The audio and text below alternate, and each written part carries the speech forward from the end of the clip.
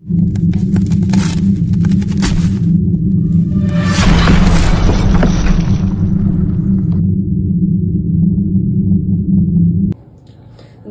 विधायक मध्य प्रदेश प्रतिपक्ष नेता उमंग सिंगार ने दिया बड़ा बयान। इंडिया गठबंधन की देश में सरकार बन रही है और भाजपा जा रही है।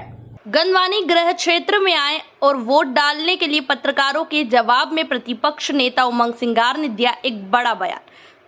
प्रतिपक्ष नेता उमंग सिंगार ने कहा कि इंडिया गठबंधन की सरकार देश में बनने जा रही है और देश के प्रधानमंत्री मोदी जी किसान, बेरोजगार और महंगाई पर बात नहीं करते हैं, मंदिर मस्जिद की बातें करते हैं, मगर मंदिर मस्जिद की बातें भी होना चाहिए वहां हमारे दिलों में है। और इंडिया गठबंधन की सरकार बनने के बाद ईवीएम मशीन से वोट नहीं होंगे, बैलेट पेपर से ही चुनाव होगा। उमंग सिंगार ने कहा कि जिस देश में यहाँ मशीन बनी वहां पर ईवीएम से चुनाव नहीं होता है। कनाडा, अमेरिका, अन्य देशों में मैं निश्चित तौर से कहना चाहता हूँ, देश में एक बदलाव की आवश्यकता है। जिस प्रकार से संविधान खत्म करने की बात की जा रही है, इनके ही उम्मीदवार कई है, चाहे सावित्री ठाकुर ने कहा है कि मोदी जी है तो चुनाव नहीं होना चाहिए, इनके अरुण गोयल जी ने कहा कि चुनाव नहीं होना चाहिए। तो ये संविधान बदलना चाहते हैं, तो इनकी मंशा क्लियर है कि देश में चाहे जनपद चुनाव, सरपंच चुनाव हो,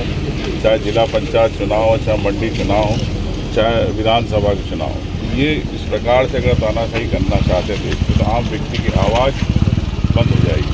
मैं समझता हूँ कि पूरे देश और प्रदेश के लोग संविधान बचाने के लिए और अपने अधिकारों के लिए वोट देंगे निश्चित तौर से कांग्रेस को। अच्छा, आज आपने मतदान किया और धार और अन्य 8 सीटों पर क्या स्थिति बन रही है?